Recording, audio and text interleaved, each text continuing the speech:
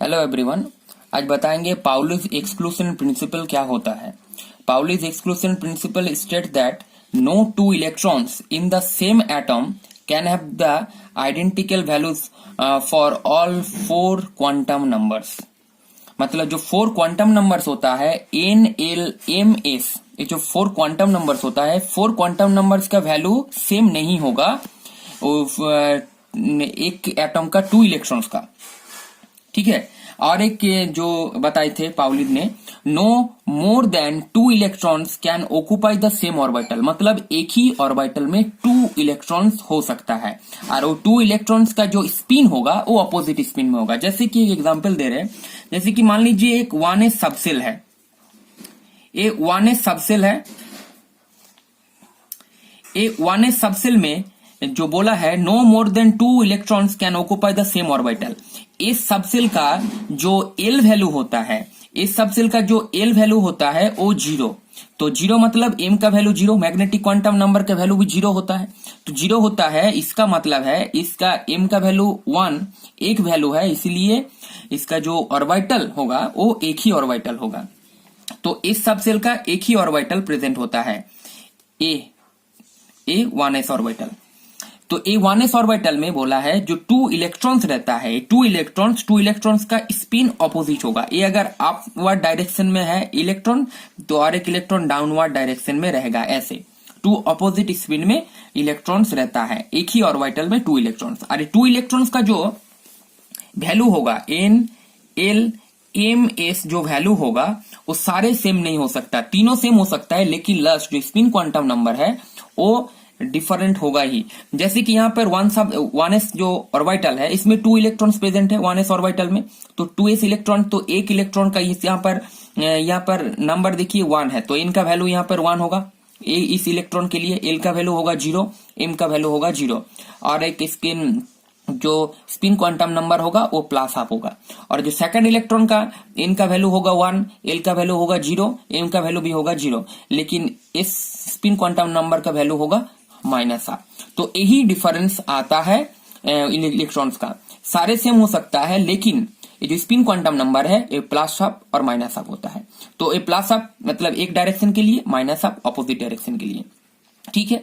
ऐसे ही अगर हम पी सबसेल का बात करेंगे, पी सबसेल का बात करेंगे तो पी सबसेल में क्या होता है, जो एल का वैल्यू होता है वो 1 होता है। पी सबसेल में एल का वैल्यू 1 होता है, तो एम का वैल्यू क्या होगा -1, 0 और +1। मतलब पी सबसेल का 3 ऑर्बिटल होता है, 3 ऑर्बिटल, एक होता है px, एक मान लीजिए होता है py और एक होता है pz। ये जो तीनों ऑर्बिटल है, तो तीनों ऑर्बिटल में जो इलेक्ट्रॉन कैपेसिटी होगा, टोटल इलेक्ट्रॉन कैपेसिटी होगा वो होगा 6। तो पी सबसेल में टोटल इलेक्ट्रॉन 6 रह सकता है, और पी का जो सबसेल का 3 ऑर्बिटल्स है, 3 ऑर्बिटल्स मतलब 2 करके इलेक्ट्रॉन्स रह सकता है, मतलब यहाँ पर एक, यहाँ पर एक और यहाँ पर एक, तो यहाँ पर और एक। तो यहाँ पर देखिए टोटल इलेक्ट्रॉन्स पी सबसेल का हो गया 6 और ऑर्बिटल में इलेक्ट्रॉन्स है 2, एक ऑर्बिटल एक ऑर्बिटल एक ऑर्बिटल, px py pz।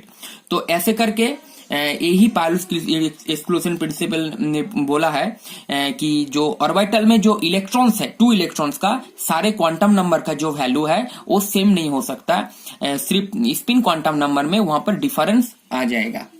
ठीक है, ये हो गया पाउलीज एक्सक्लूशन प्रिंसिपल।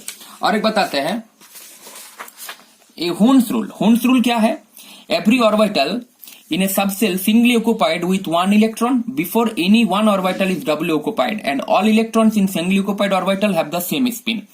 मान लीजिए जैसे कि p ऑर्बिटल्स है, एक p सबसेल है, p सबसेल का 3 ऑर्बिटल्स होता है, एक px, एक py और एक होता है pz।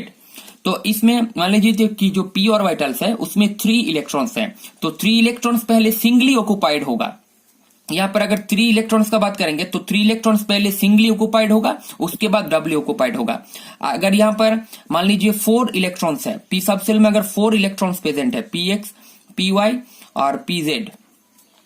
अगर मान लीजिए पी सबसेल में यहाँ पर इलेक्ट्रॉन प्रेजेंट है px py और pz, यहाँ पर मान लीजिए 4 इलेक्ट्रॉन्स प्रेजेंट है और यहाँ पर मान लीजिए 5 इलेक्ट्रॉन्स प्रेजेंट है, तो क्या होगा, यहाँ पर 3 इलेक्ट्रॉन्स प्रेजेंट है तो 3 इलेक्ट्रॉन पहले क्या होगा ऑर्बिटल में सिंगली ऑक्युपाइड होगा, सबका डायरेक्शन एक ही होगा, मतलब सब ऐसे ही पहले सिंगली ऑक्युपाइड होगा ऑर्बिटल में, उसके बाद अगर और एक इलेक्ट्रॉन है 4 इलेक्ट्रॉन्स, तब ऐसे पहले सिंगली ऑक्युपाइड होगा, उसके बाद इलेक्ट्रॉन पेयर्ड होगा। तो यहां पर भी फर्स्ट सिंगली ऑक्युपाइड होगा, उसके बाद डबल ऑक्युपाइड होगा ऑर्बिटल, उसके बाद यहां पर एक पेयर्ड होगा इलेक्ट्रॉन्स, उसके बाद यहां पर एक इलेक्ट्रॉन्स पेयर्ड होगा। तो यही है Hund's rule. Every orbital in a subshell in singly occupied, first singly occupied होगा with 1 electron before 1 orbital is double occupied, उसके बाद अगर इलेक्ट्रॉन है तो उसके बाद डबल ऑक्युपाइड होगा। ऐसे ही डी ऑर्बिटल में अगर 4 इलेक्ट्रॉन्स है, 5 इलेक्ट्रॉन्स है, 6 इलेक्ट्रॉन्स है, तो पहले सिंगली ऑक्युपाइड होगा डी ऑर्बिटल, उसके बाद अगर 5 से ज्यादा इलेक्ट्रॉन है तब डबली ऑक्युपाइड होगा ऑर्बिटल। ठीक है, ये होन्स रूल है। उसके बाद होन्स रूल के बाद हम बताएंगे अबाव प्रिंसिपल। अबाव प्रिंसिपल क्या है? Electrons fill lower energy orbital atomic orbitals before filling higher energy orbital. मतलब जब इलेक्ट्रॉन्स एंटर करता है तो फर्स्ट, जैसे कि इलेक्ट्रॉन फर्स्ट 1s ऑर्बिटल में एंटर करेगा, उसके बाद 2s ऑर्बिटल में, उसके बाद 2p ऑर्बिटल में, उसके बाद 3s ऑर्बिटल में, उसके बाद 3p ऑर्बिटल में। मतलब ऐसे करके जो 1s का जो एनर्जी है वो लोअर एनर्जी है, उसके बाद 2s की एनर्जी इससे ज्यादा है, 2p की एनर्जी उससे ज्यादा है। मतलब इलेक्ट्रॉन फर्स्ट एंटर करेगा कहां पर?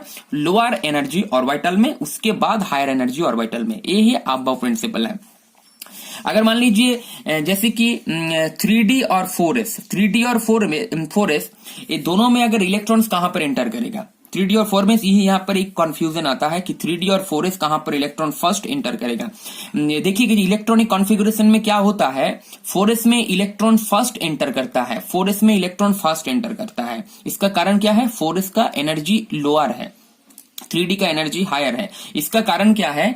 n+l रूल से ये बता सकते हैं, जिसका n+l रूल वैल्यू, जो n+l का वैल्यू अगर जिसका कम होता है वो लोअर एनर्जी ऑर्बिटल होगा, और जिसका ज्यादा होगा वो हायर एनर्जी ऑर्बिटल होगा। यहाँ पर 3d का मतलब यहाँ पर क्या है? इसका n मतलब प्रिंसिपल क्वांटम नंबर वैल्यू यहाँ पर 3 है, तो यहाँ पर n का वैल्यू 3 है।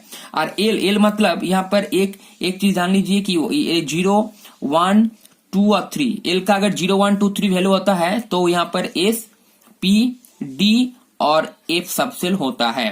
तो f सबसेल के लिए तो कौन सा होगा? l का वैल्यू यहाँ पर l 3d है, d के लिए यहाँ पर होगा 2, मतलब 3 + 2 मतलब यहाँ पर हो रहा है वैल्यू 5। और 4s के लिए क्या होगा? 4s के लिए यहाँ पर n का वैल्यू होगा 4 और s के लिए इसका वैल्यू होगा 0 मतलब 4।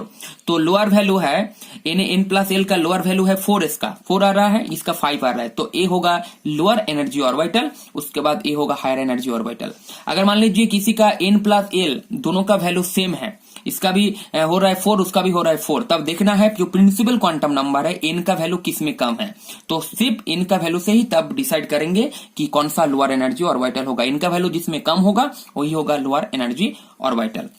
तो जब इलेक्ट्रॉन सबसेल में अरेंज होता है तब ये अबाव प्रिंसिपल फॉलो करते हैं इलेक्ट्रॉन्स, होन्स रूल भी फॉलो करते हैं, उसके बाद पाउलीज एक्सक्लूजन प्रिंसिपल भी फॉलो करते हैं इलेक्ट्रॉन्स जब सबसेल में एंटर करते हैं इलेक्ट्रॉन्स।